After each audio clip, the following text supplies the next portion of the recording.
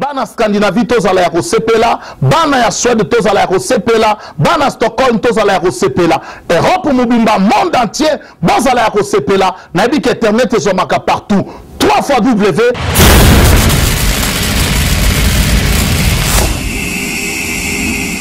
.com Zambé apambola bino.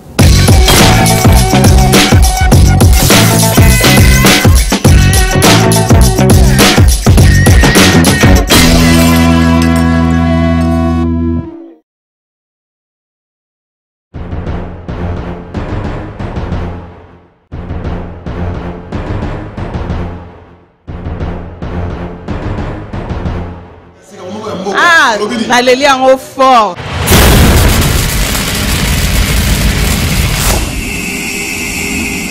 Bomoko ya mboka. Eh, si le train de Jésus. On va dire Congo kwa Simba, faut bomoko. Donc bomoko ya mboka. Donc kitoko to. Merci mboka po bongo des photos za biso tout bomoko quoi. Donc site yango yé to fongola mitema to ya mangona mutema moko. Donc ici te que boso donc ezonga simate quoi. Donc moko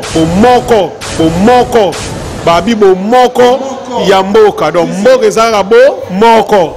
Bienvenue dans le Seigneur, Shalom, et bienvenue encore une fois de plus dans votre émission Le Temps de la Femme qui vous sera présentée comme d'habitude par votre humble servante, la sœur Julie Baleka, ici présente. Aujourd'hui, je me tiens encore au devant de vous avec un autre sujet qui porte sur l'existence de l'enfer et surtout sa nature. Car les non-chrétiens ne sont pas les seuls ayant un problème avec le concept de l'enfer. En fait, l'enfer, c'est l'un des sujets de débat le plus chaud dans la communauté congolaise d'aujourd'hui. Et la plupart des chrétiens croient que l'enfer est le destin de ceux qui rejettent Dieu. Mais la conception de l'enfer d'un chrétien n'est pas nécessairement celle d'un autre. C'est encore et avant tout de soi-même. Raison pour laquelle nous sommes allés à la rencontre d'un homme de Dieu pour pouvoir avoir un peu plus de lumière sur ces mystères. Et sans plus tarder, je dis déjà shalom à l'homme de Dieu. Shalom. Moi, je profite aussi pour saluer tous les auditeurs ou les téléspectateurs qui pourraient nous suivre au travers de cette émission. Que Yahweh puisse vous bénir abondamment. Merci beaucoup. Comme je viens de le dire tout à l'heure, que nous allons parler sur l'enfer. Mais avant d'entrer au vif de notre sujet d'aujourd'hui, est-ce que vous pouvez d'abord vous présenter à tous nos chers internautes qui nous suivent en ce moment? Tout à fait. Merci quand même pour la parole.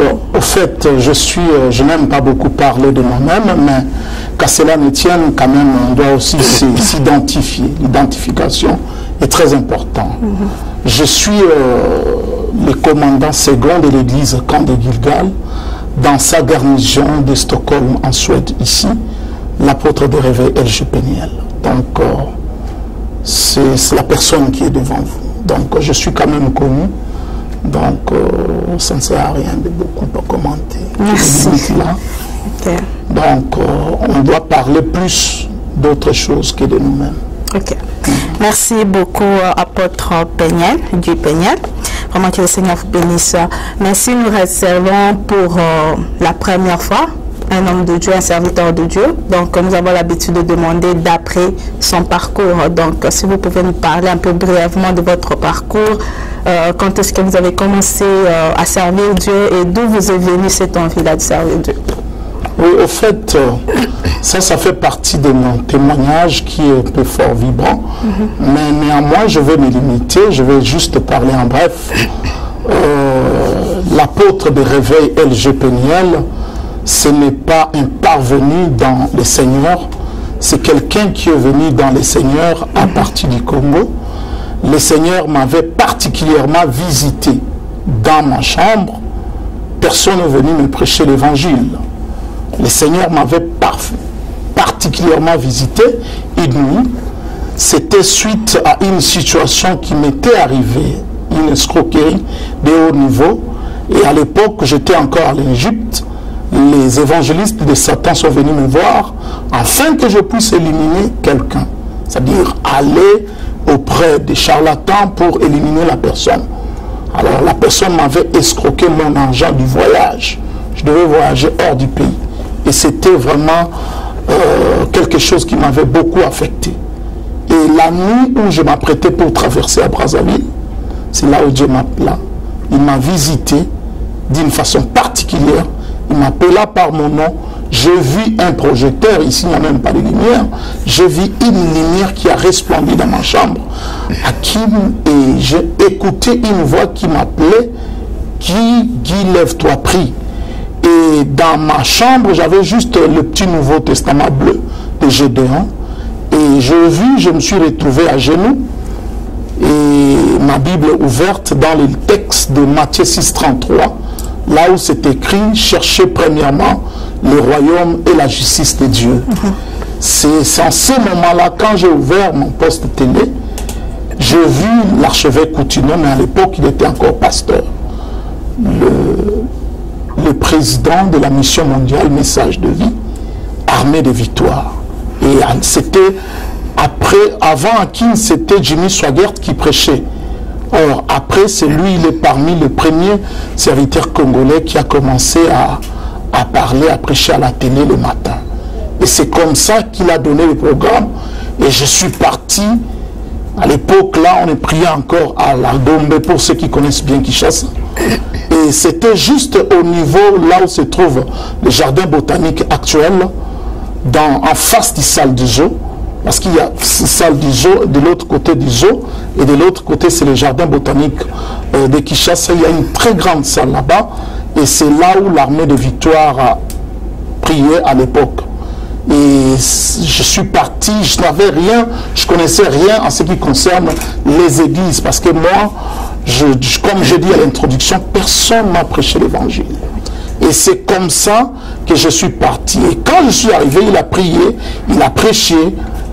Et après, il a commencé à faire l'appel. Il a appelé, les premiers lots sont venus. Il a prié pour eux. Après, il est revenu encore. Il a dit, Dieu me dit de dire à quelqu'un de venir, je vais prier pour lui. Et j'ai senti une force. Je n'étais pas familier aux choses de l'église parce que ce n'était pas mon milieu. Okay. Alors, une force m'a fait lever. Je suis parti à la rencontre de l'homme de Dieu. Il a prié pour moi. Or, ce jour-là, moi, j'avais reçu une visitation divine. Et quand il a imposé ses mains sur ma tête, il voulait rentrer. À un moment donné, il a demandé encore le micro auprès du modérateur.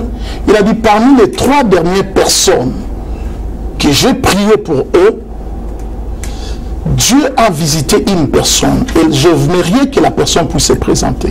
Et c'est là où j'ai avancé. Je lui ai expliqué, il a dit non, il faudrait venir au bureau. À ce moment-là, le bureau était sur l'avenue de l'enseignement dans la commune de Kassavoub. Et c'est comme ça que je suis parti. Et il m'a informé sur la prière comme un intercesseur. Et je suis parti du Congo pour aller au Cameroun, où je fais ma formation biblique. Dans mon père spirituel qui m'a amené, c'est l'archevêque Coutinho Fernando. Et au Cameroun, j'ai beaucoup travaillé, j'ai fait la première formation biblique et j'ai été consacré au ministère pastoral un certain 21 décembre 1986 ou 96. Okay. Et jusqu'à aujourd'hui, je le sers.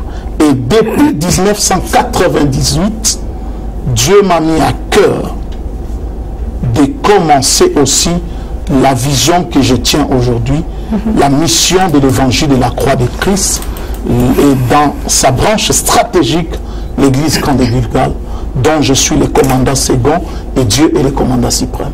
Ça, c'est en bref, en grosso modo. Ok, merci beaucoup de nous parler de votre parcours. Vraiment que le Seigneur vous bénisse. Mais en parlant de votre parcours, comment avez-vous su que c'était vraiment un appel de Dieu, un appel venant de Dieu? Moi, je n'ai pas. Dieu m'a parlé. Okay. Ce n'est pas que je suis. Non. Il y a une différence. Dieu a dit à Moïse, certains, je les ai appelés par les songes. Certains par prophétie. ou par un prédicateur venu prêcher. Mais moi, j'ai écouté la voix audible de Dieu, comme on se parle. J'ai écouté cette voix audible qui m'appelait et qui me parle. Pas une fois, pas deux fois. Et c'est là où je suis dans ce ministère depuis un certain temps, toujours à l'écoute de la voix de Dieu. C'est très important. Merci beaucoup. Là, directement, on va entrer au vif de notre sujet sur l'enfer. Et ma première question est celle-ci. Est-ce que l'enfer existera vraiment? Et s'il existera, pourquoi Dieu a créé l'enfer? Pourquoi Dieu l'a-t-il créé? D'accord. Étant ministre de la parole, et je m'identifie toujours comme étant enfant de la parole, parce que mon père c'est la parole, j'aimerais que nous puissions un peu courber nos têtes et prier par rapport à la parole de Dieu. Yahweh, nous te rendons de multiples actions de grâce.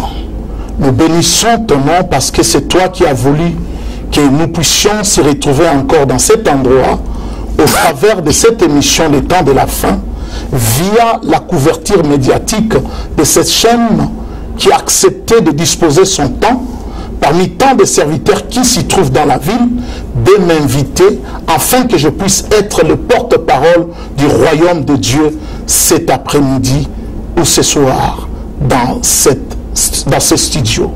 Nous recommandons, Seigneur, toutes choses entre tes saintes mains. Nous demandons au Saint-Esprit de nous assister du début jusqu'à la fin. Nous ne voulons pas raconter de n'importe quoi, mais nous voulons, Seigneur, qu'en vérité, je vous l'écoute, puisse primer dans tout ce que nous allons faire. Saint-Esprit, c'est toi qui es le meilleur enseignant. C'est toi qui connais ce qui nous convient. Voilà pourquoi nous avons besoin de ton assistance. Prends contrôle de toutes choses. Nous bénissons aussi ceux qui sont derrière la caméra, ceux qui sont en train de filmer, de photographier et les réalisateurs qui sont là. Que toute l'équipe qui s'y trouve, que nous soyons couverts par le sang de Jésus, nous avons ainsi prié au nom de Jésus-Christ. Amen. Amen. Merci. Tout le monde qui voit ce que tu as dans sujet à biso. Le coup, la moto n'a de son qui ce qui enfer existera vraiment et pourquoi existera. Oui, merci bien pour ma moto. Je n'ai répondre à deux volets. Je répondrai d'emblée que oui, l'enfer existe. Et puis, ma deuxième volet, j'aime que la Bible parle. Donc, ami ne peut parler que la Bible parle. Alors, je crois que sous votre permission, ma fille la Bible n'a mal. Abandana nous parler moi mon un texte biblique. Si j'ai sur l'enfer, comme j'ai toujours l'habitude de dire, c'est un sujet que plusieurs n'aiment pas qu'on puisse en parler. Et je dis souvent, sans doute, certains espèrent que le fait de ne pas en parler, c'est qu'il n'existe pas. Non. Je fais par exemple un exemple avec le Dieu invisible. Certains disent que Dieu n'existe pas. Ce n'est pas parce qu'ils disent que Dieu n'existe pas et nous allons immédiatement accepter que Dieu n'existe pas. Non. Par respect, parce que tout le monde est un animal, vraiment, néanmoins, on va travailler avec les deux langues parce que pas de problème. La documentation, personnellement, sont des documentations françaises. Okay. Donc, l'enfer existe. Et j'aimerais prendre un texte biblique dans Luc chapitre 19. Je vais lire quelques versets à partir du verset 19 jusqu'au verset 31. Luc chapitre 16, verset 19 à 31.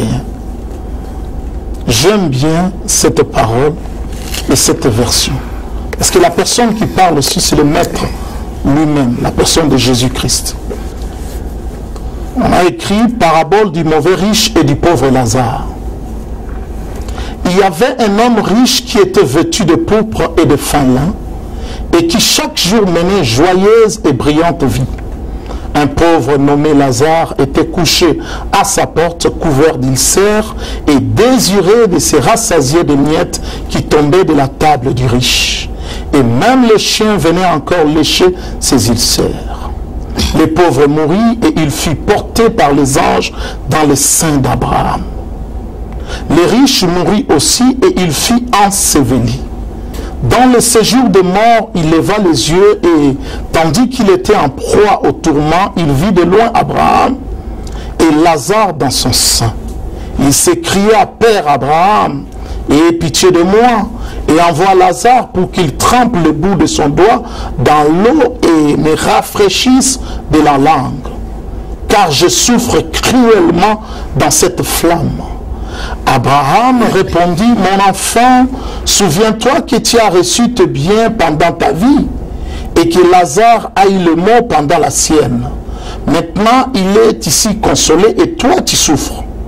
D'ailleurs, il y a entre nous et vous un grand abîme, afin que ceux qui voudraient passer d'ici vers vous ou de là vers nous ne puissent le faire. » Le riche dit, « Je t'ai pris donc, Père Abraham, d'envoyer Lazare dans la maison de mon père, car j'ai 5 frères.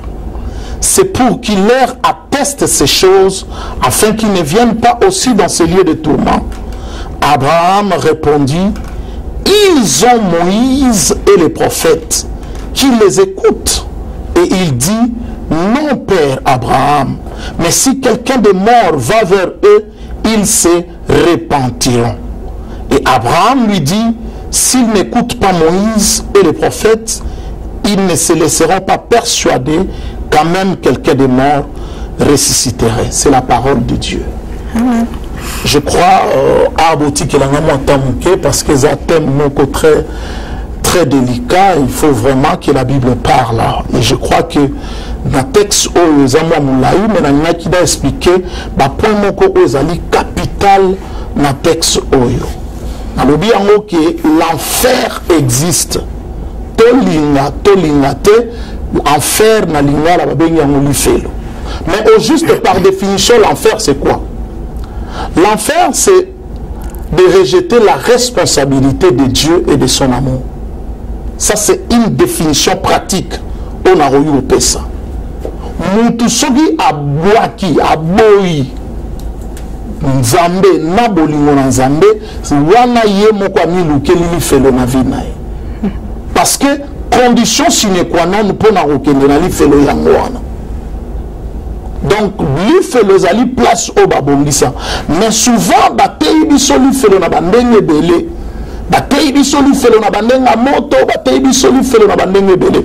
J'aimerais utiliser les 2 langues pour que certains francophones aussi puissent saisir cette révélation au travers de cette chaîne qui nous a donné l'occasion de parler un peu de l'enfer.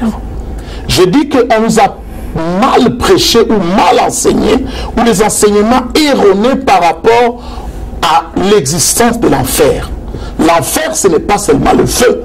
L'enfer, ce n'est pas seulement le temps de feu. Mais quand on parle de l'enfer, il y a 4 mots qui sautent d'emblée sur l'enfer. Je suis en train juste d'introduire et je reviendrai là-dessus. L'enfer, en grec, on utilise un mot qu'on appelle Hadès. Hadès, dans d'autres versions, signifie séjour de mort, ou la tombe, comme certaines versions aussi l'expliquent, dans certaines concordances bibliques. Il y a ce qu'on appelle en hébreu. En grec, c'est Hadès. En hébreu, c'est Sheol. Enfer représente encore le 3e mot qu'on appelle Tartaros. Ça, c'est quelque chose qui est uniquement pour les anges déchus. Vous pouvez trouver une référence dans 2 Pierre, chapitre 2, verset 4. L'endroit où est réservé les Tartaros, ce n'est pas pour nous les hommes, mais c'est pour les anges. Et le 4e mot qui concerne l'enfer, c'est la géhenne. On peut le trouver dans Matthieu chapitre 5, verset 22. Et je vais expliquer ces choses lentement et progressivement. Alors, d'emblée, tu m'as posé une question qui est nette et claire. L'enfer existe-t-il? Je me répète encore, pour une meilleure audition, que l'enfer existe. Alors, essayons un peu de décortiquer. Ici, c'est la personne de Jésus qui a donné cette parabole.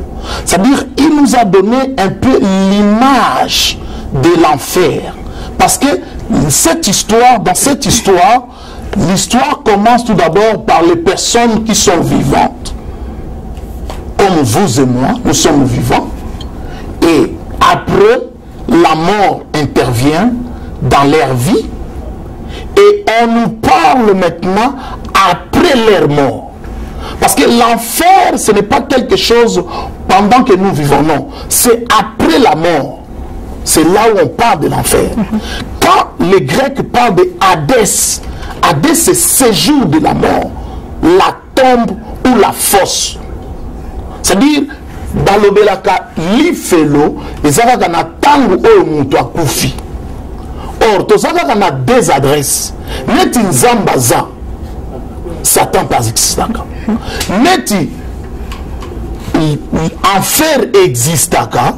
Et non là qui que le contraire y enfer peut exister, paradis peut exister. Or, dans le bas de la définition que enfer ezali nini, ezali kaka kobuaka responsabilité en Zambé pe ya bolingo na ye. Donc yo boyi na yo Nzambe, o boyi na yo bolingo Nzambe. Or soko so boyi Nzambe, o boyi bolingo Nzambe, ah o moni sika oyo enfer e bandi na vina. Parce que il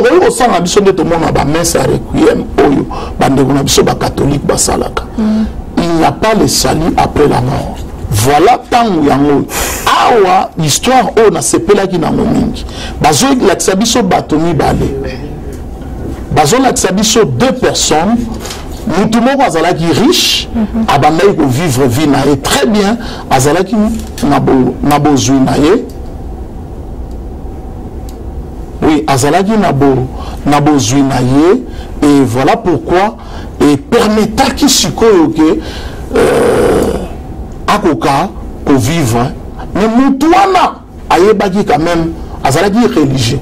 Il y a une différence entre un religieux et un enfant de Dieu. Okay. Je crois que dans cette question je réponse pour permettre toi avancer moi mon pied. Très bien. Habiter ceux qui jusque-là n'a répondre oui, l'enfer existe.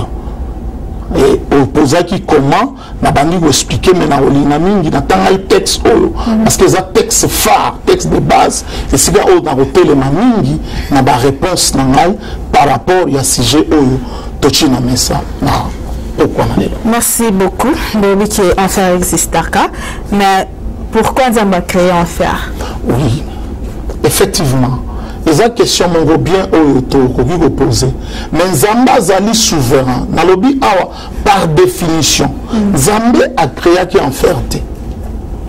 Tant Nzamba a créé qui monte, a créé qui m'a bête. Na jardin d'Éden, ma baise à la raté. Na jardin d'Éden, liouez à la raté. Mon tout pas yébara ma bête. Tant Nzamba sali Adam, ma baise à la raté. D'ailleurs, Adam Zalakina, tobe na bolumbu tenu d'Adam. Abanda yoye bate gaza bolumbu. Parce que ma beza la gite. On Nzambe a cheki mibeko na ye, oyo tango ye osala Eve, ba yebisi Eve que non, ndenge zabo Nzambe a cha mibeko na ye. Po Nzambe mutasala mukilo. Zaneti yo boti mwana yo. Mwana yebi logote, a oyo osaka na moto, mais yo yebi ke oyo za moto eziki saka Nzambe mutasala. Biloko nyonso oyo Nzambe asala ke zalaka bien. Nzambe asalaka pe Satan te. Nzambe Satan zali premier serviteur céleste. Mais désobéissance. Il y a une définition on a le baki que l'enfer au fait est allé rejet. Il y a responsabilité, il y a Zambena Bolingonae. Tant où il rejeté en haut, au moment où Satan a désobéi, ne pas boire kamaki. Alors place où on a des sukoyo, quand même mon tout ce qui a boy ou tout ça mibeko. C'est quand même la place où on peut batchakati. Place où on a des sukoyo, babengi yango. L'avantage c'est ça que tu as lobé la ngogate.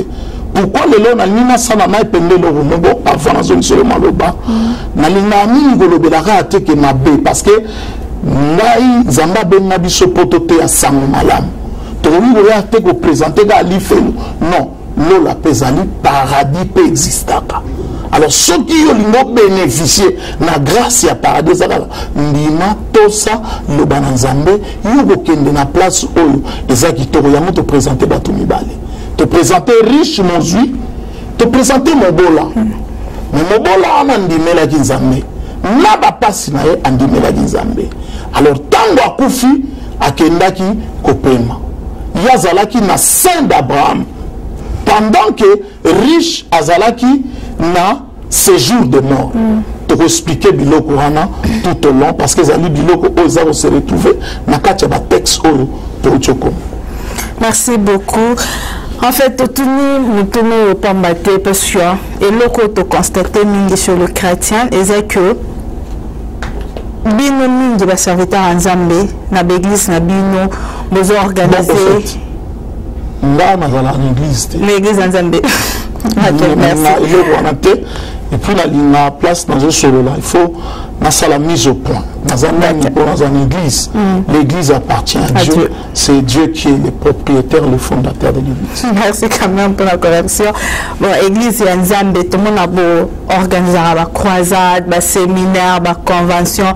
Mais ce total bien, le thème est sur la prospérité, comment va le mariage, comment boyer, mais mini maramounette Italie enlèvement, Italie net péché, vraiment ils ont raté. Il y a vraiment tu peux voir que l'église va changer la bangote. Pourquoi? Parce que l'église va y avoir la prospérité, mais Makambo Italie vraiment péché, vraiment beauté yango vraiment Italie va enlèvement, beauté yango vraiment et pourtant ceux qui peut-être les autres yango quelque part et tiens rappelez moi tu vas mis tout dans la question. Ok, mais tu es dans l'église, les arapes na nini, tu es dans l'église, les arapes na sobato, mais tu n'as quand même moins mituna par rapport à net ba CG enlèvement ba nini. Mais bien les arapes mingi ba prospérité, ba comment voir le travail, ma bwana mingi. Moi to mekaki, to meka pe ozana no poa sur l'enfer, to meka no ko solo lango. Les arapes na beauté araba CG ne si bon beauté na ba église en Zambie. Merci pour ta question. En fait, je ne suis pas vraiment le représentant légal de tous les hommes de Dieu ou le représentant des églises dans la ville de Stockholm en particulier ou en Suède en général. Mais là où je travaille comme le commandant second dans la ville de Stockholm, je fais partie quand même des rares générations des hommes de Dieu qui essayent de mettre l'ordre dans l'église. Parce que c'est l'oko il fait l'Obama. Parce que tout le monde est comment légaliser l'église. Parce que l'issue est comment légaliser parce que Montazoya a pambola musal nanzambe azo sombela o bilamba atazo sala mabe moi loba ezate ce que naza muntu oyo c'est pas pour me vanter mais na koti saki eloko moko oyo awa na mboko nazali la première personne ya ko dissoudre avant moi je l'ai pas écouté. Jusque-là, peine à yokamote. Ngai, na église, il y a camp de Gilgal. Ici, on a un commandant second, na boma groupe musical. À cause de l'issoum. Alors, biloko wana bat, baya ko mona ngala bino, moni église etambola na musique, moni ndemo sale loko wana, moni église na bi oui, je préfère na ba terre à folte. Na mina edisande ko mo bazolanda ngai. Évangile on azote na koma rote ya mingi balot. Le temps de la fin. Bien sûr. Tant il y a Nicolas Souka. Nicolas Souka, situation où Sodome et Gomorrhe, c'est la même situation qui se passe actuellement au jour d'aujourd'hui. Et ça peut confirmer dans ma commune sainte. Situation où il y a un autre monde. L'église est là, comme il formaliste. Mais Bible est dans le livre à Romains 12. Il dit, ne vous conformez pas au siècle présent. mais conformisme ekoti bato basepeli na mateya oyo ezosepelisa bango bapaster basali na nzambe baza kobanga mateya bato vérité soki nateyi vérité bato bakokima église ekokangama biso tobangaka na biso église ekima te parce que nga nasala église aquarium te je suis la seule église, je l'ai dit ça tout haut na kata ville oyo ya Stockholm oyo ya banda église sans pour autant akende asala rébellion église moko boye aya asala église biso to banda église selon et mon iseli ndenge yesu aya banda église na kepe na kutani na ndeko na sololi na ye na gagné ndeko wana to bandi ko bondela ndenge yesu ayaki akutani na André abengi ndeko na ye Pierre abengi bakutani na bafisa Zébédée Jean et Jacques. Biso de bande église, voilà pourquoi on doit une église à 3 personnes. Je me réjouis parce qu'on a bâtissé un fondement à Moutouté. Voilà, biloko que je le bats. Moi, personnellement, na musala nzambe, na lisumu, na zamonto, na sakana na ngote. Batebele, bakima biso, ngai particulièrement, à cause de la rigueur, na musala nzambe. Na biso de l'église, et puis na landisi série yaba 6 passions. Pour n'avoir ordre de l'église. Donc voilà un peu en grosso modo. Et quand nous faisons le thème, nous le faisons par rapport, il y a recommandation à l'instruction divine autour. Particulièrement de chaque thème, un sentiment à chaque thème. Alors voilà, dans ce sens-là, l'issue tout ça pour Zamba ça Bible lobi que le salaire du péché c'est la mort. Zamba lobi dans le livre Ésaïe 59. Sotangi verset 1 à 2 alobi yango le boko na nzambe eza mokusete litoi na eza motaute miloko eza kotia bokabwani entre biso na nzambe eza lisumu or ntango tozolobela enfer yebi pourquoi lelo oyo bato bazokima na délivrance parce que eza badoctrine na badémon mais bato bazoboya kolobela enfer parce que na enfer c'est que enfer ezali repentance or soki toteyi lelo repentance bato mingi babime mateya wana tosi toyoka bato mosusu bayeba ebisinga babime toma jara mateya ozoteya église se vider au lieu église tunabi ngai na terre la lot au ba habitant nous en a besoin il y a Bible lobi que sert-il à un homme de gagner tout ce monde si personne il fait le exister ça peut exister ba mususu bazo semble en influence dans l'église na biso bat bazala gebele okokende li felone église na bino bat bala gebele o pasteur na biso azali ne pakolami pasteur na biso azali influent azabo na boy okokende li felona yo na pasteur na bino parce que botaro tambo na obanga nzambe te ndaba yebo te évangile o sepelisaka bato te nga naza neti Jean Baptiste naza neti prophète Michel nasakolaka neti bato nyonso te quand je viens pour parler de la part de Dieu et na lobaka yango nga na lobaka ainsi dit l'Éternel Dieu. Ça c'est l'ancienne formule et l'ancienne alliance. Je viens pour dire aux gens en vérité je vous le dis que l'enfer existe et pour aucun enfer il faut se repentir. Or, pour se repentir, et c'est na rukabwana lisumu. Omoni na kati ya thème oyo enfer. Lisumu za toujours beta c'était likolo lisumu. Yango moni bato baza oboya makambo masumu. Bazolinga boboy. Ah opambolami, okobonga. Amen. Mais soki to bandila kote ya ndeko bongwana. Pourtant de lobi que to lobela makambo, to lobela ngoto banana ngobanga nzambe. Parce que mbande na zabo.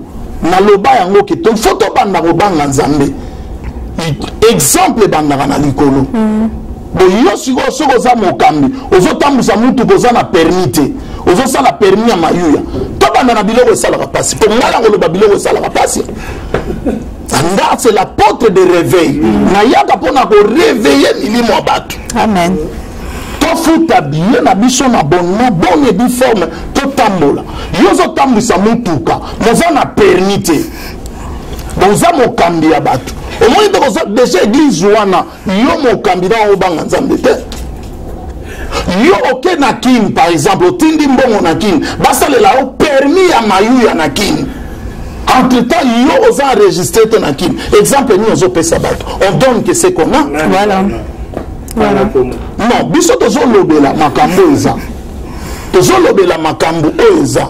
Toye apona ko indexer batute. Tozote ya lisumu. To banana ngo banga lisumu biso moko.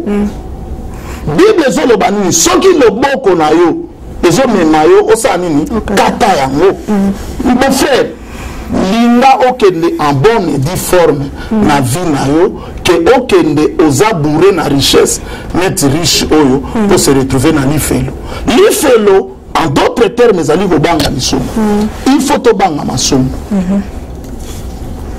soki tokimi masumu te lifelo ezozela biso ya mama soki tokoki kopakola na biso mafumu ndenge yo lobi toye toteyi bafamille toteyi badelivrance toteyi baprospérité toteyi bateme ebele mais on donne que ce qu'on a dit omoni bateme mpe ya boyeko mpo moto ate ya repentance mpo moto ate ya sanctification te yo moko mpe ifo kutama nango te yo moko mpe ifo kutama nango nazalaka très fier na mboko depuis na ya moto akoya koloba te dona toma pene ndenge aza boye ye kutu alinganga ye kutu te mpona nayebi baprincipe na ngai nasepelisa bato ya mokili te omoni bible elobi motu oyo atambolaka na kobanga nzambe ya solo mokili elingaka ye te mokili elingi baoyo ya bango oyo basimukaka ere moko tozokosa ere moko tozobuka lukuta ere moko tozotonga bato ntango tozwi tofandi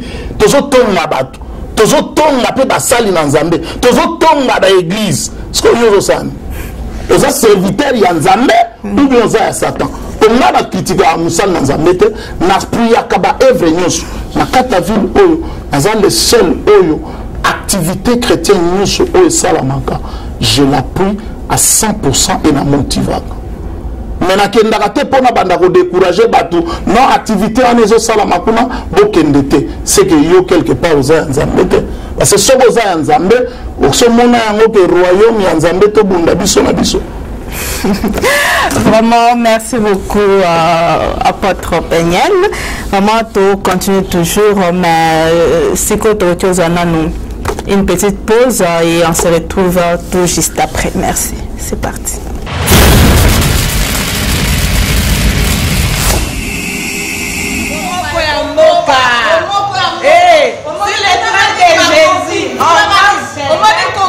Simba fobo moko donc moko ya mboka donc kitoko to merci to komisa ngo kine pe liboso to fula yango vraiment ngamoko nazali déjà na fuli yango sura et kine liboso vraiment po eloko wa boetala yo moko nano esalamate na Scandinavie et c'est loko ya liboso et ça. Nous voici de retour sur ce plateau toujours avec l'homme de Dieu, l'apôtre Peniel. Apôtre To continue toujours dans la question d'Abisso sur enfer. Mais Belobi Zambé, l'Ibosso dans l'enfer, ils allaient raté. Et il y a après quand Satan avait désobéi à Dieu. Mais Motuna dans les aboyés, quand il a désobéi, Zambé a tindakaye na mukili, to asala enfer wana, ezaki po na ye aketike nakati. Parce que normalement ceux qui ont ça qui ont fait un équipe pour Satan pour nini atinda qui est na moto wa qui ezikate mais atiki eti lelo azo continuer toujours kozala parce que Nzambe a déjà makambo ya il savait qu'il allait ça Satan na mukilo a séduire ba Nzambe mususu pour accompagner un jour dans enfer c'est quoi donc tout le que Nzambe nous a créé juste pour nous détruire un jour que bisopeto landa Satan va te libérer à Satan dans enfer parce que Satan est très malin que la telle poison séduit ba Nzambe tellement ébédé. Pourquoi Nzambe tinda quelqu'un en enfer tel que Zikamba moko quand il a désobéi à Dieu? Qu'est-ce que vous pouvez nous dire? Oui, merci beaucoup pour ma question, mais j'aimerais répondre sans pour autant tergiverser que Dieu a ses attributs. Zambazana attribut naïe, parmi ses attributs, Zambazali lent à la colère. Azali riche en bonté et Dieu est miséricordieux. L'anezali attribut en Zambé. Le fait que Zambazali lent la colère, c'est-à-dire akoki kotinda mutu te nzambe atikela mutu possibilité ti lelo soki biloko wana eza te parce que nzambe azotikela mutu possibilité akoka kobongwana tobosana te makomi na nzambe ezotalisa biso kolo asepeli na kufa na moto na masumu te. Je dirais encore autrement que Dieu aime les pécheurs C'est-à-dire nzambe azolinga moto mosumuki mais aboyi nde lisumu. Donc Dieu aime le pécheur mais il déteste le péché. Alors voilà pourquoi nzambe ba tribu na ye ekotaka en conflit quand il s'agit à frapper du coup. Total na histoire ya Bible a frappé qui na époque ya déluge. A frappé na époque ya Sodome et Gomorrhe. Après yemoko nzambe kat na nzambe na ye alobi na ko détruire les sous mokilité na bandenge oyo na détruisaki. Or na katia mutu pour expliquer loko wana nzambe azali dictateur te. Atikela mutu libre choix. Mutu aza na volonté na ye. La volonté ya nzambe ezali eza conforme na liloba na ye et puis volonté ya mutu aza nzambe comme azali tellement fair play atikela mutu libre choix akoka ko choisir. Mais soki otali na livre ya Deutéronome nzambe azoloba a placé na lipamboli na bilakela mabe mais azali ko exhorter mutu parce que soki abandi ko imposer on doit se sentir très mal à l'aise. Et puis il faut que la faiblesse de Dieu c'est l'homme. En d'autres termes, l'homme est la faiblesse de Dieu. Parce que Nzamba sala banzete na image nango. Asali nyama na image nango. Mais eloko Nzamba sala na image na ye, ezaka bangai na yo mutu. Ya momoni na yo mutu toza faiblesse ya Nzambe. Nzambe tanga koma na place wana atalaka mutu. Atikelaka mutu asepelaka so mutu asali choix malamu ya ko choisir Nzambe. Voilà pourquoi tozomona ke tango tuni olobi mais ndenge nini Nzambe asala ka po biso dokende. Non, Nzambe ndenge na lobaki Nzambe asala Satan. Mais tango mabeye tango lisumo ye il a fallu Nzambe a séparer pour Nzambe za juste. Tolinga Nzambe ko sepela te ke naba oyo basumuka kite. Naba oyo basumba comme Bible lobi que le péché est entré par une seule personne. Donc bisonyo surtout comme makaka ba victime. Non voilà pourquoi atindaki lisusu Jésus-Christ aya pour na ko réconcilier mukili. Ça dit biso oyo to désobéissaki, biso oyo to sumukaki, to tuboyaki Nzambe, to boyaki bolingo na Nzambe, to rejetaki yango mais atindi susu Yesu. Alobi oyo akondimela ye nde ya ko bikisama. Oyo akoboya mais voilà. Donc Nzambe a possibilité encore possibilité de balobaka une seconde occasion. Zara lo barake Nzambe biso de semble la kazali Nzambe ya essaye encore. Donc à cause ya essaye encore, voilà zoti que la biso anatika na ntamu soir au bongwana. Yamoni aso sepelate batuba kende na lifelo yanga zotika temps mais ye a posa na yeza la rate que batuba kende kuna posa na batuba bomwana. Or pona ko konde kuna te condition zaka moko même riche o ya comprendre ki yango mona suka alobi awa alobi ke okoki kotinda Moïse okoki kotinda batute bakende vraiment bayebisa ba frère na ngai tala mutu tango azalaki na mokili aboyaki makambo ya Nzambe tango azalaki na mokili atelemelaki bato na Nzambe atelemelaki ba église botika ba aventure nga naza bien na okendo sambela nini makambo na ngai eza bien naza na bien mais tango akufi yango na koparle biloko moko oyo nazobenga ngo ba pire agonie ya kote wana oyo nazobenga Hades na grec Sheol na hébreu oyo ezali séjour de mort tombe ou fosse au monde Tartaros ndenge na lobaki où ça fait partie enfer parce que quand on parle de l'enfer il y a 4 mots où englobe enfer où il y a ba ange pe to bo sanate ke Nzambe za na ba ange na ye où ba travail Satan ba za ange na ye ba ange au baza déchu abongisela bango place on biso to za ba ange te biso doza pona ba image ya Nzambe asali biso na image na ye mais ba ange baza na image ya Nzambe te. Voilà ba onyo so batomboka na 2 Pierre chapitre 2 verset 4 abongisela déjà bango place otobenga na hébreu Tartaros wana eza uniquement pona ba ange et puis tout le monde na guerre où ezali le feu ardent kuna etali biso ba vivant ba tuté. Voilà un peu en grosso modo pour répondre que pour ça dans Zambé ça te que yo kende li felo ndeko ozolanda ngai le musu yo poza ko se retrouver na ba situation morobo luka ozonge pa na Zambé Zamba Zambé essaye encore tant autres eza na temps ya grâce Zamba se pelite que yo kena li felo le toujours le bela li felo toujours le bela ngona ndenge te que totuka bato mais toujours le bela ngoko yo bongwana yo se peli na ona makambo obalo bela ba demo mais okende li felo na ba demo na o se peut ngai luka bo ngala zo luka libala na zo mais keba okende li felo na ba bien wana nyoso net riche oyo akenda ki li felo na ba bien na e mais la première agonie soko za na li felo oko se souvenir na makambo nyoso pour mémoire na yo za l'intact oko se souvenir na makambo mais yo banda ko souffrir o banda ko mona bandeko bazana félicité bandeko bazana côté ya Saint Abraham Saint Abraham ezali place oyo bato oyo bakufi katina bozambe oyo bayamba Yesu na bomoi na bango yango bango bakena Saint Abraham bato oyo bakufi sans pour autant bayambola babongo na se repentir bango bakena séjour de mort otobengi na grec Hades ou na hébreu Sheol.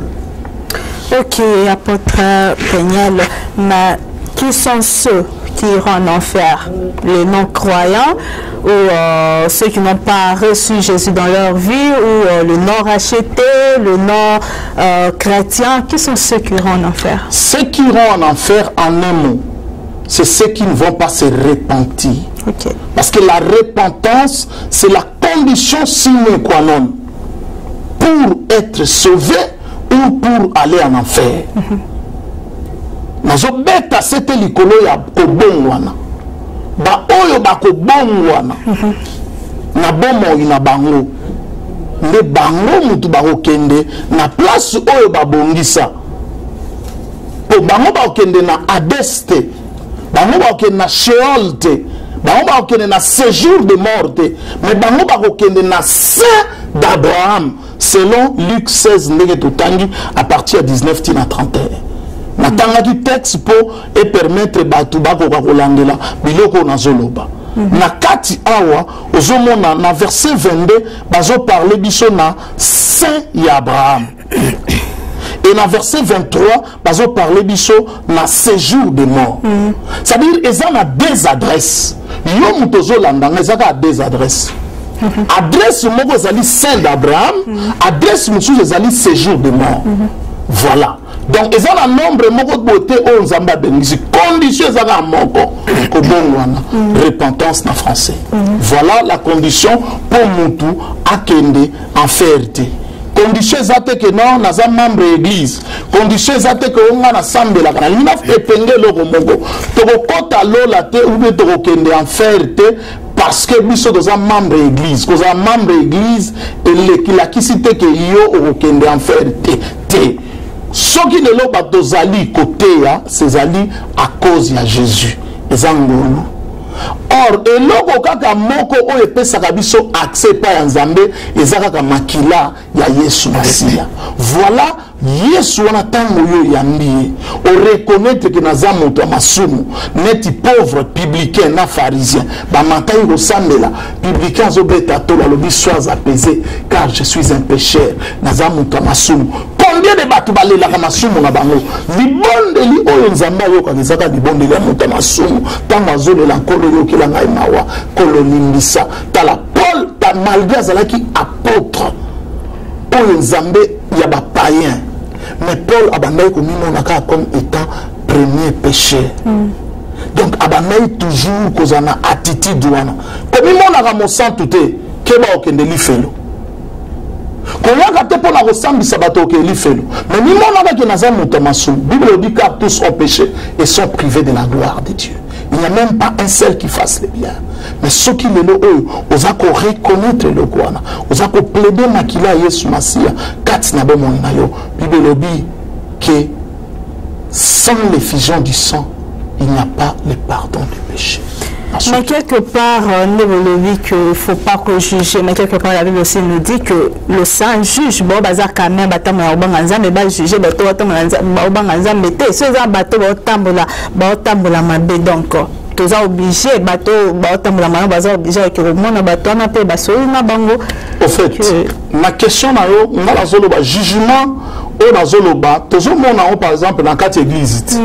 C'est na mona ya ngala umeli na quatre églises na umeli na biso na zali vraiment depuis 96 96 naza comme ministre de Dieu tilelo na en 2014, au cours de calcul au moment combien d'années dans un ministère. Or, dans le ministère, on a constaté que au moment Yesu tanga bakaki ni kurusu.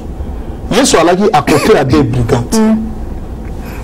Yesu alaki à côté à deux meurtriers. Mon copain se pele azo tout ka Yesu.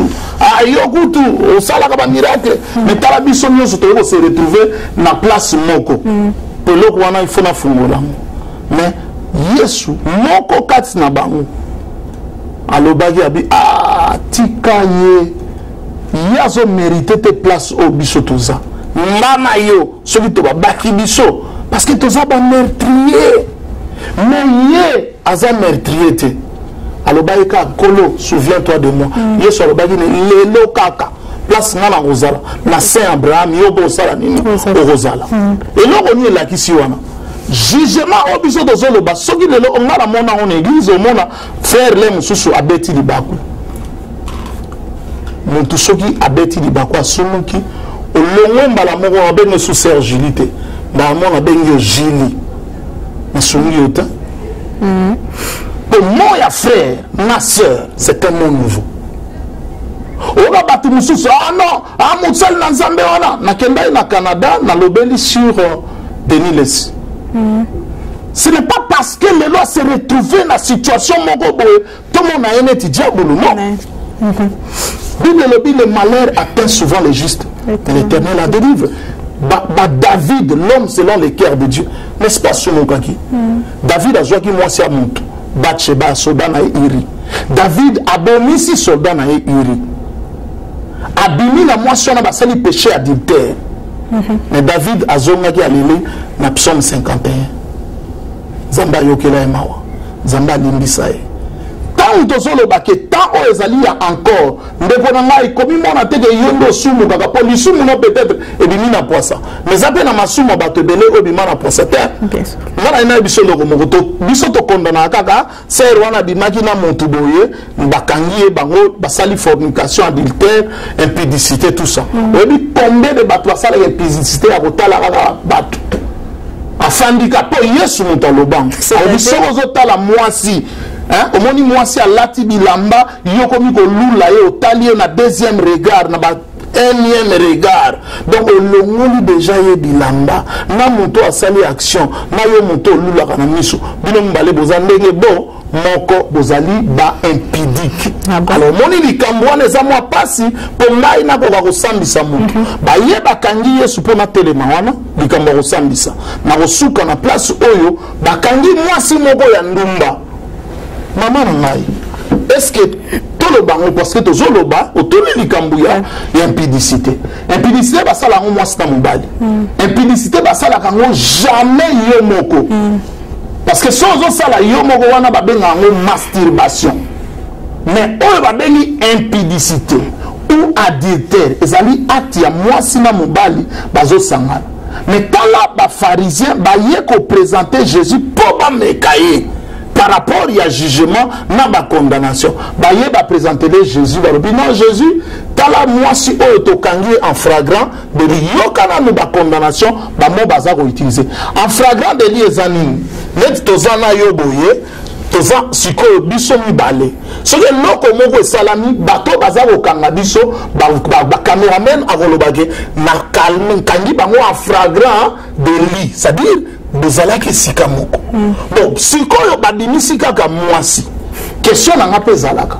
Bomo mobali wana po ba obila kangaki afragra libi. Mobali wana zalaki wapi. Mais tant ba yo tu na Yesu, po bobi ke ko juger. Question bango ba yo tu na Yesu zali question piège. Yesu yo lobi nini parce que tokangi en flagrant délit. Libeko ya Moïse lobi que ce qui bokangi il faut bo lapider. Bayana mama banga na bango batomboli. Eza pe na yo ozo landangai. Yo pe ozali victime ya situation moko boye ozo traverser. Au lieu ba mona situation de part et d'autre mais batiki ndeko mususu kaka yondo komi victime ya situation neti mwasi oyo bazalaki ma mobali me babombi mobali parce que za mutu na bango babimisa mwasi po baboma eba bambaye mabanga mais réponse na kopesa par rapport à mutune ya Sœur Julie que nzambe Yesu alobi na bango alobi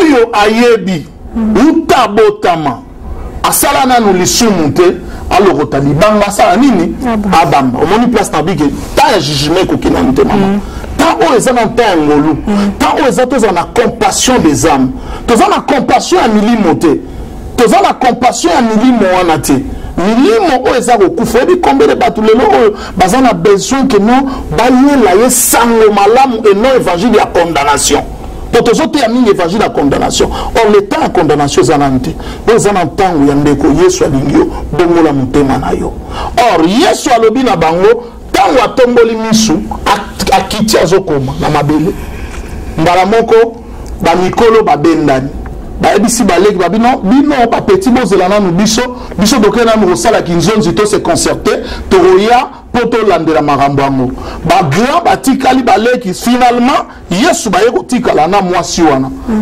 Yesu alobi na ye c'est la réponse que je vais te donner ce soir moi aussi je ne te condamne pas non plus va et ne pêche plus ça c'est la réponse de Jésus donc ndenge Jésus a condamné qui mwasi wana te oyo bakangaki en flagrant délit ndenge Jacob David oyo abomaki asalaki nini Nzambe ayaki ko restaurer moi je crois que Nzambe aza capable pas pardonner yo ata bakangi en flagrant délit aza pe capable à pardonner yo ndeko ozolanda ngai tant oza na temps jugement te bato baolakisa misape yeboy ye moto ekobo yeboy te okoki kobongwana soko oleli mawa ya Nzambe aza Nzambe mawa. Merci beaucoup, apôtre Guy Pegnal. Vraiment, tu as chité Malembe pour tous ceux qui sont émission à Lelo. Ma question, moi, on est là. Surtout, une deux personnes. Moi, encore, à Tambola, na Obanga Nzambe, et qui est vraiment Tambola, na vie à sanctification, à Tambola, Obanga Nzambe. Et si ça ici est arrivé que peut-être à quoi il a ce moment et à 8 heures c'est repentir na moto peut-être à l'équipe ça vient mobima na kosumuka tozineti ka mobutu peut-être à boma bata sala boye mais tant il y a kufa à se repentir ça il y a deux personnes en les années OK li felo to les années parmi les deux là na zone na crucifixion en Jésus azalaki à côté à des meurtriers pour répondre na mukuse la question côté alaki mutu o bango nyoso baboma bato mais tango oyo moko atuki Yesu o mususu a reconnaître mabe na ye à se repentir akendaki na sein d'Abraham. OK. Nazongi na de repentance, na prêchant, parce que Dieu m'a mis à cœur de parler sur la repentance et de beaucoup enseigner sur la repentance. Parce que aujourd'hui on enseigne la délivrance, on enseigne hôtel, mari de nuit, femme de nuit, biloko belé à makasi aux a possédé, biloko belé ancestral, biloko belé.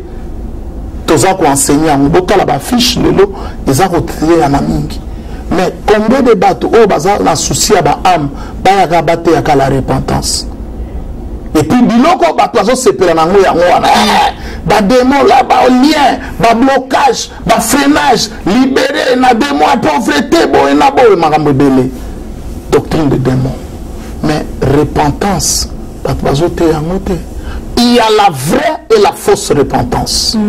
Après ce exemple, il y a deux rois, il y a Israël. Saoul, ou alors qui premier roi Israël, na David, ou alors qui deuxième roi Israël. Entre David, na Saoul, na Salah, na l'Issoum, ou Yamabe.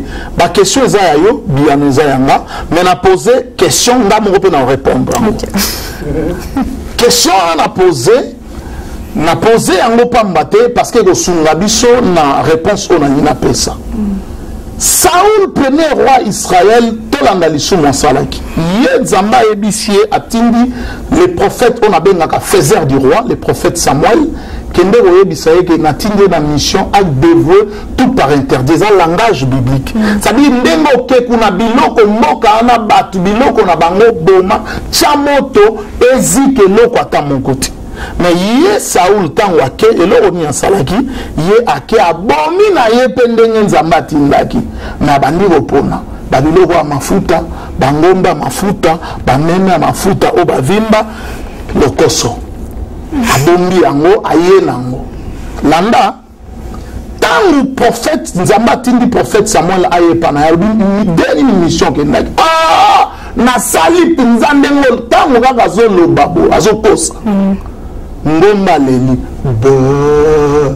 prophète atuni alobi ngombe wana babellement o nazoyoka wana ezani premier roi bando kosa le péché engendre le péché lisumu ebendaka lisumu etindaka obanda kokosa mais umela na vérité neti David atosali mabende kuna ngai vérité leki lukuta nga naza détenteur la vérité na telema mpona défendre vérité pour vérité okokende na sein d'Abraham sur okufi mais lokuta comme le péché engendre le péché lokuta et comme on a ce jour de mort na enfer otozolobela lelo voilà pourquoi wana ezalaki lisumu liboso ya premier roi Saoul eloko asalaki kaka yango wana tobenga yango nini nzambe akokomprendre biso eza nango permissive wana kuta eloko moko akosika mwa moke mwa lokuta moke kaka mpona kosecouvrir keba na biloko biso omonaka ya mike yango nini na miso ya nzambe eza biloko ya minene oyo nzambe alingaka te mais tala biloko biso omonaka ya minene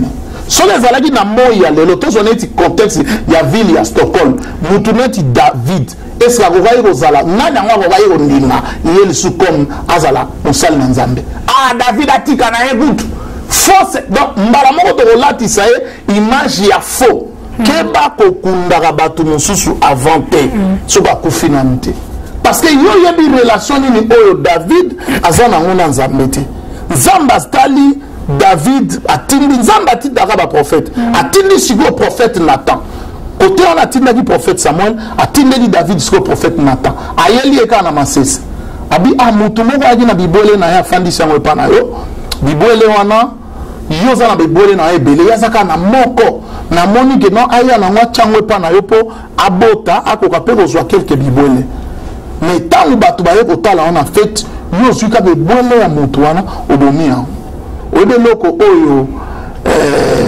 David a prononcé condamnation contre lui. A tout le prophète Nathan Tunesco, Moutouandé Manazo, Abinon, Moutouandé Manazo, mérité la monongue, Azamouté Manabe, Moutoué Zalakate. Abidon, Moutouandé Za, Yo. Tanga Yebisi David, Ozomona maman, Tanga Yebisi David, Nzambe a sepelaka Moutou, fa reconnaître ma benae. Balobi, sur les champs, David a là.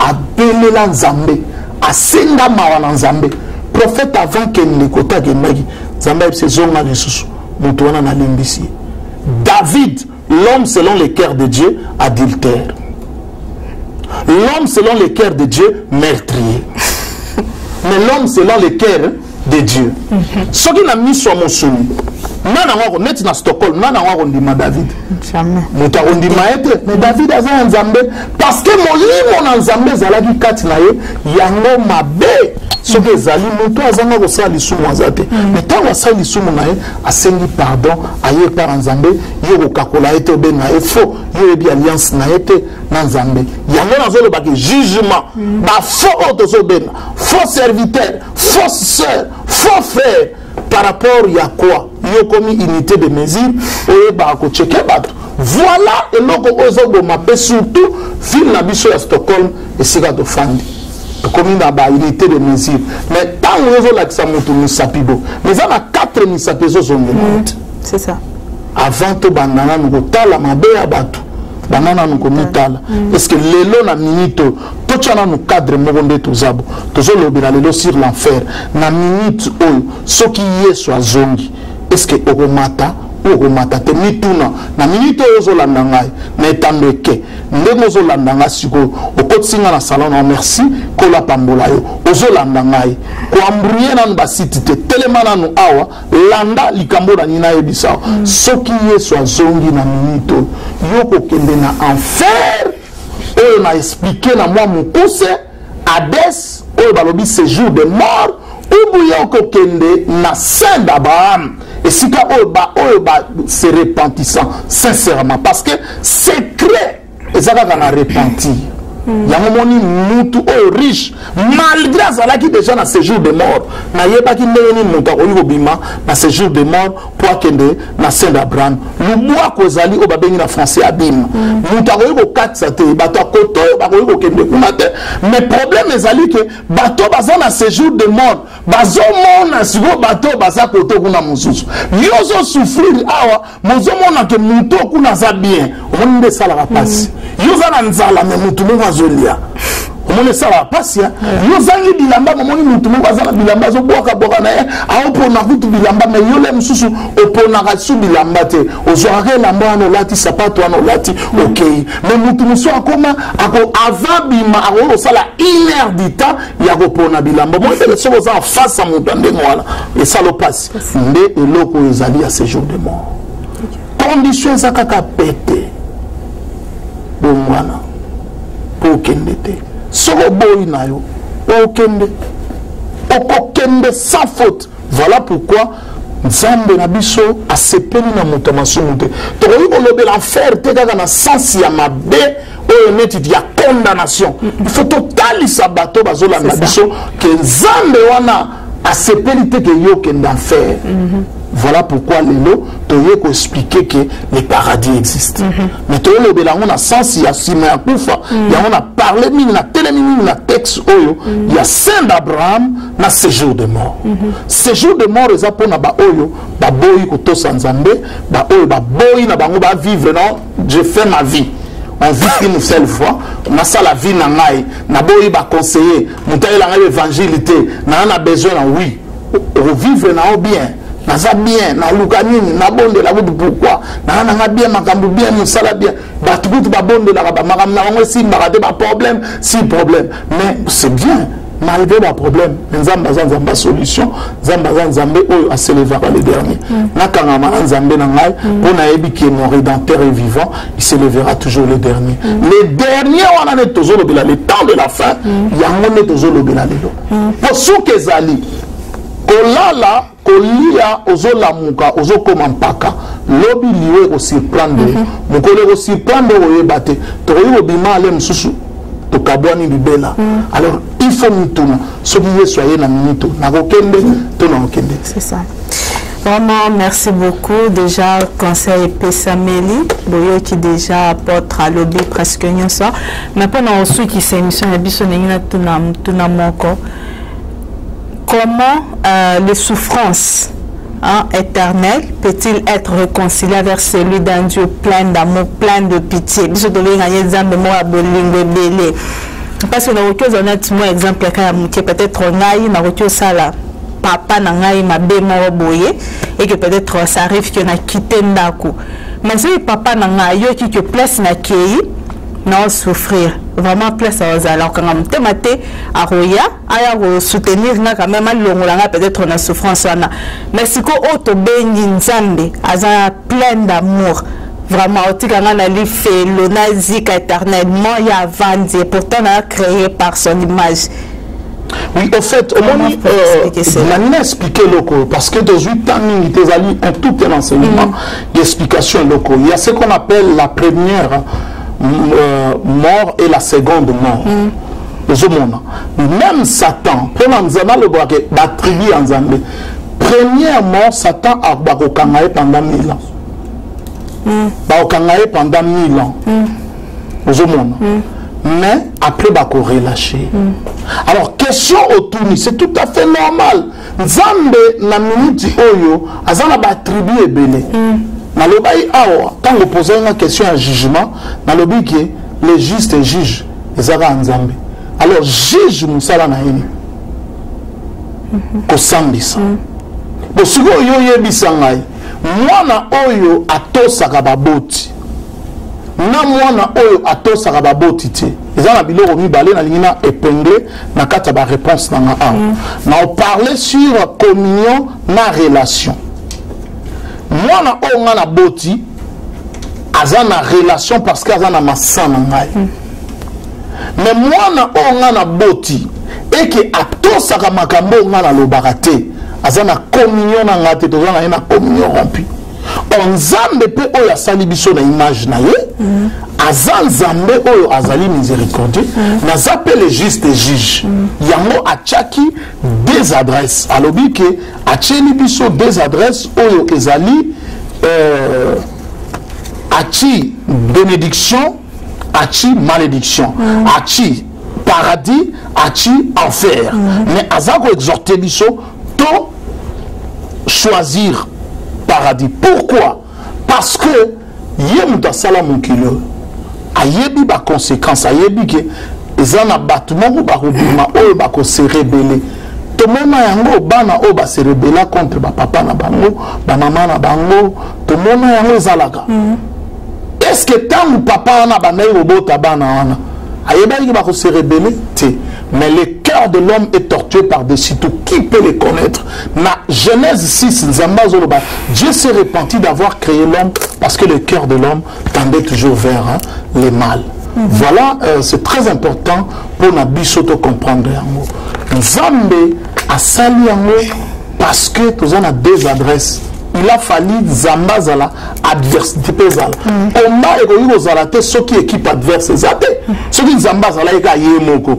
Mais il fallait Satan zala pour si ko nzamba tala ba oyo penza balinga kae ko linga nzambe na ndenga solo na pasi na bisengo olingi nzambe oza ko évoluer ba oyo balinga nzambe te na pasi na bisengo mona surtout na tanga bisengo yaza musika nzambe so ika na pasi koti abandi olela nzambe nzambe nzambe alors nzambe pas sepelaka moko na biloko wana te donc Dieu étant le juste juge parce que nasuki sike wana grâce aussi là si quand on a tant ya grâce mais tant ya jugement koya na tant ya jugement koya jugement ozala mutu na mutu à rendre compte na ba acte oya posaki mais ma fille est ozala normal te que batu mususu baza ko vivre bien ndenge riche oya vivre ki bien alingi kutu makambo te donc si ko yo na ye bozala na récompense mo yozo souffrir bazo sekayo bazo tukayo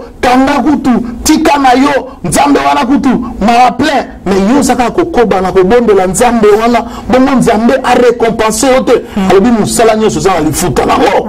Moi je crois que l'enfer et le paradis en d'autres termes na conclusion za lifuta ya muntu na muntu nzambe afutaka donc muntu akendaka kosala musala azwaka lifuta na ye na suka ya sanza na suka pe ya ekeke mutu na mutu mpe akozwa lifuta na ye soki yo osambelaka nzambe na baaventure okozwa mpe lifuta na yo soki osambelaka nzambe na bosolo me toyeba bango ke mokolo wana ekozala somwa omona na ere moko bokutana na bapaster na bino bino tu botikali enlèvement mpenza boye pasteur atikali obandi kotunana mais ndenge nini yo kete po mokolo wana ekozala danger alors tomilengela problème yango naloba nga na telemaka mingi neti apôtre Paul na 1 Corinthiens chapitre 9 à partir à verset 24 au Kititina verset 27 azoloba je traite durement mon corps je le tiens assujetti de peur que je ne puisse pas être jeté dehors après avoir prêché aux autres.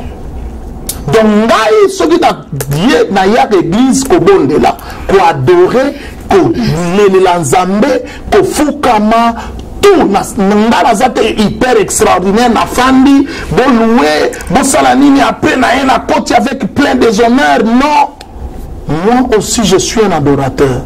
Ngape na yaka ko lukelongi na nzambe neti bino pe bozo lukelongi na nzambe soki na bonde la parce que baza pe na besoin que mukolo wana ngape na zala na Saint Abraham voilà wana ezali nde babenga na chodoa mol but na ngai alors bifo to na but yo sambela pona nini but na wa osambeza bozo libala moza le plus malheureux na mukili ozo nini na bota ozo nini musala mukanda po batu musuru babonde la makasi azwa mukanda tango azwa mukanda ah naze sous na tante mususu aza na chômage kobondela makasi respect na bato na Nzambe mais tango akozwaka musala a charger garde-robe na ye akomi na bambongo na mituka mutu aliboso bandi kotuka basel na Nzambe kaka ya de moi kuna di aza na nini na la za bien au prière ana tante olali na yo ozwi télécommande na yo ozako tripoter mais okokendeli fele na ba bonheur wana nyonso yango ni un Nzambe sango bato musu basengaka ye atala abite moto mwana pese sigo ezate so na pese sigo okendeli felo le mususu likambo nezo umela po Nzambe azomona soka pese osikoyo okopengwa okendeli felo kombele bato bazwa mabala depo azwa libala ligia ayi koluka libala tango azwi libala prière ezesumaka na ete abobe naina tante bafane na ndabo eloko osala ezati poasi azwi eloko oyo abanda ekoluka or tozwi yango nanu te tosambelaka mpona babien matériel ya mokili oyo te tosambela mpona bachose oyo tozolobela les choses spirituelles l'enfer existe le paradis existe alors tosambela nde mpo tokota na paradis et non tokende na enfer. Moi je crois que na répondre moi muke na préoccupation na yo et puis bandeko o bazolanda biso na bité sur moi question monsieur les amis. Merci beaucoup apôtre Peniel na mukuse penza conseil nini bokoki opesa na peuple de Dieu zolanda biso na tango oyo. Qu'est-ce que nous devons faire pour éviter la fin tragique qui est l'enfer na mukuse? Oui, je crois que dans la Bible, on va répondre à la question que la Bible parle. Et là, on est ça pour éviter l'enfer. Nous tout dans Luc 16 kaka. À partir du verset 28. Ce d'autant à partir du verset 27. Les riches disent, je te prie donc, Père Abraham, d'envoyer Lazare dans la maison de mon père, car j'ai 5 frères. C'est pour qu'il leur atteste ces choses, afin qu'ils ne viennent pas aussi dans ces lieux de tourment. Donc, yé azalaki pe na souci wana nde balobaki ke agonie ya liboso souffrance ya liboso ya séjour de mort ezali mémoire no ezala intact pe obanda komona quand oyo mosusu ya félicité côté ya bato oyo baza na se Abraham oyo bafandi bien. Alors souci majeur na ye ekomaki ke ye asake na lifelo mais alingi te bandeko na yo batikali bakende mais akosala ndenge nini abandi kosiplie Abraham tinda ta batu sekwisa ta batu bakende koyebisa bango. Pourquoi? Abraham a répondu, ils sont Moïse et les prophètes qu'ils écoutent. Mais Yoka 30 nous a conclusion à l'objet et il dit à Wezali, les riches, non Père Abraham, mais si quelqu'un de mort va vers eux, ils se repentiront. Condition ezatobongwana. Ndeko na ngai sambela na onzambe na ba ventir ezana ngo bien, mais nde bongwana nde. Bongwana potozo poussana na temps ya suka. Mikolo tozo mona eza ba temps de la fin. Oyo tozo ko vivre ezali ba signe de temps de la fin. Tokomi na temps Nicolas Souka. Bible eza kotalisa biso lobi dans les derniers jours, la foi de plusieurs se refroidiront. Zambazo tchanga cœur na wasala musala moko sur le temps dans les derniers jours. Na ko parler mingi sur biloko wana. Toujours préparé ndenge nzamba ocha. Tu parlerai dans les derniers jours. O mikolo tozo mona na Nicolas Souka, ba te belé ba fandi na banda quoi. Ce qui est dans la ville de Stockholm, que toutes les églises dans la ville de Stockholm, les églises locales, pour la foi qu'on dit pour un petit, pour un rien, na fandi nandako. Pour un petit, pour un rien, na longo l'église. Pour un petit, pour un rien, na koskembe nsuta. En tout cas, ma manzambe l'imobosa, na ligne contre les sociétés, surtout l'église à Congolais, les l'église abatamangala na lingango les sous-souté mais biso tout peut dozoa ba problème celui to landi combien de batunde batuka kabiso ah basana nzamba ba komole botika ba venturier ba minibi mais malgré ba botuka wana malgré ba bofinga wana biso to kangama kaka bongo yo pona yo kangama Bible le Bible ceux qui persévéreront jusqu'à la fin seront sauvés ndeko na ngai yikampiko umela kobana ko persévérer il est temps ya ko persévérer umela ko fanda na makolo na nzambe lukana nuta ezali to lukana no bokonza likolo pe bosembo na nzambe yozo luka nini ndeko na ngai eloko nini yozo luka Paul efelo ezali lola biloko nyonso mukilo ebotikala ndeko na ngai zonga nanu na bomoto na yo fanda kanisa tala mutu oyo ayebaki condition zaka moko il faut que bongwana Yesu Jean-Baptiste ateya enseignement mususu te aya ateya kaka la repentance Jean-Baptiste a comme référence Nzamba lobi depuis le temps de Jean-Baptiste le royaume de Dieu est forcé et ce sont les violents qui s'en emparent bien aimé ça la violence na makamu na nzambe ça la violence na prière ça la violence na ba jeûne ça la violence na ba adoration ça la violence na liloba na nzambe pousse la pembe na nzambe poser ma question tant mususu place oyo sambela ba nzambe oyo sambela ba pousse na kamingi te luka tozali na ba instrument tozali na biloko auto tchaka na ligne et sika auto komaka luka opusana pourquoi Jésus alobaki na Marie Marthe tu t'inquiètes pour beaucoup de choses Marthe na Marie ezali le lenge mibale ya bandini ezala bandini ebele o baza ko s'inquiéter pour beaucoup de choses mais zala neti Marie oyo fandaki na sama kolo Yesu oyo Yesu alobaki elle a choisi la bonne part liloba na nzambe la bonne part abandai ko tchana misala la bonne part ko bongwana Marie wana baza ko fula lelo mon pepe Marie de Magdala azalaki possédé na milimo mabe mais nzamba yaki ko kangola abongwana ki ya solo bongwana ndeko na ngai bongwana ezatango ya ko bongwana tote ya évangile wana kala mais l'évangile est en actualité encore à ce jour. Moutoua kosa ote ko repentance maté les cas, Nicolo il faut délivrance, Nicolo il faut bakirdam, Nicolo il faut de libération, ancestral, dans mari dans biso a besoin. Non frère, aux années on a besoin ma soeur, il y a la repentance. Ça c'est la première délivrance et ça tant moutou a bongwani sincèrement tu es délivré. Yesu afanda ka place moko na lisumute. Awa na za ko interpeller yo. O umeli na makambo mabe, zo umela na makambo mabe.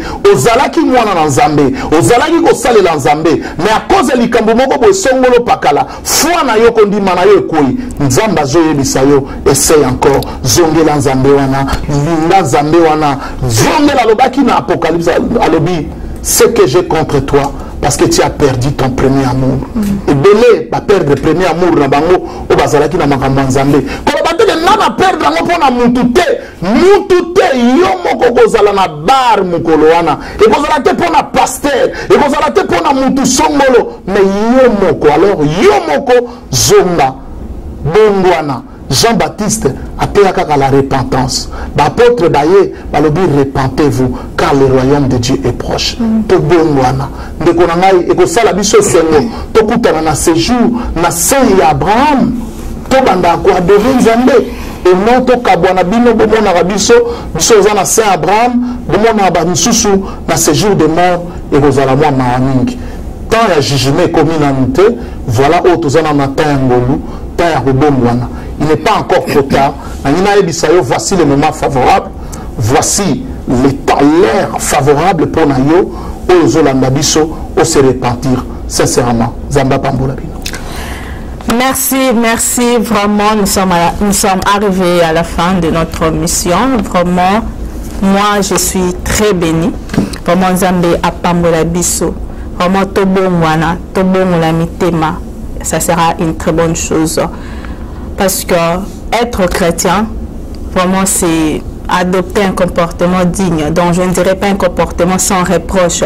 Mais si nous recevons Jésus comme notre Seigneur et Sauveur, vraiment, tout doit changer en nous. Mais vraiment, que ça a bien fort Yako Tambola Rubanga Nzambe pour éviter vraiment qu'un jour tu se retrouves en enfer. Comme vient de le dire l'apôtre Guy Peignel, que l'enfer existe. Exactement, enfer ils ont existé. Vraiment, Nzambe apambola biso, tokomi vraiment nasuka ya mission ya biso mkwalelo. Je sais que vous avez des questions à poser, vous avez des à koloba toujours sur l'enfer, mais bokomela biso s'il s'agit de luka lisusu musali ya Nzambe tokoluka lisusu parce que toyambi lelo eza mbala suka te. Prochainement toyambi lisusu toujours dans le cadre d'édifier le peuple de Dieu. Vraiment que le Seigneur vous bénisse. Merci apôtre Peignel, vraiment que le Seigneur bénisse. Merci pour votre disponibilité. Nzambe vraiment pambola bino. C'est moi qui vous remercie. Nzambe pambola bino ma opportunité au BPC.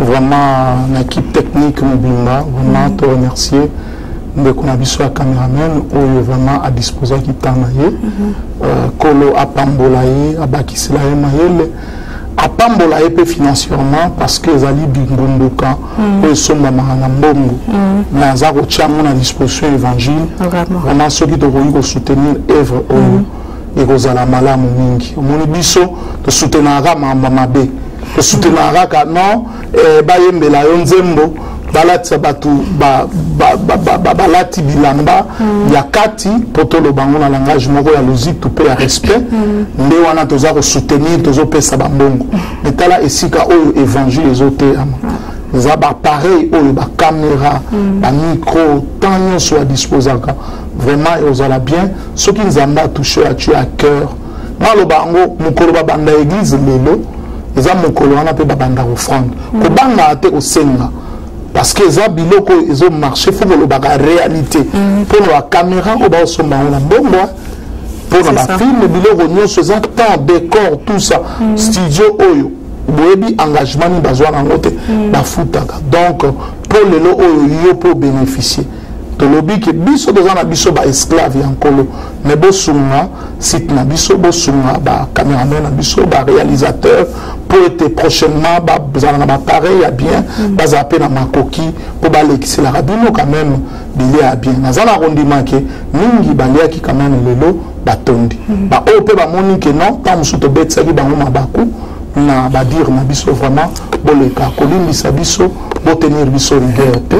Vraiment, Nzambe a pambola bino. Je remercie l'équipe technique Mobimba. Émission à temps de la fin. Vraiment, Nzambe a pambola bino bokele liboso. Amen. Merci. Moi aussi, je tiens à remercier le caméraman. Vraiment, notre frère Momo Digital qui est derrière la caméra. Vraiment, que le Seigneur te bénisse abondamment. Nzambe vraiment pambola yo ya ebele. Sans oublier aussi le frère Vega. Vraiment, Nzambe a pambola yo ya ebele. Et je tiens à remercier vraiment tous les hommes de Dieu. On va se soutenir, puis on a prière, ça me vraiment à Pambola Bino, il y a Ebélé et je se retrouve encore prochainement on a deuxième numéro Nabissio, il y a émission Le Temps de la Fin. Merci et au revoir.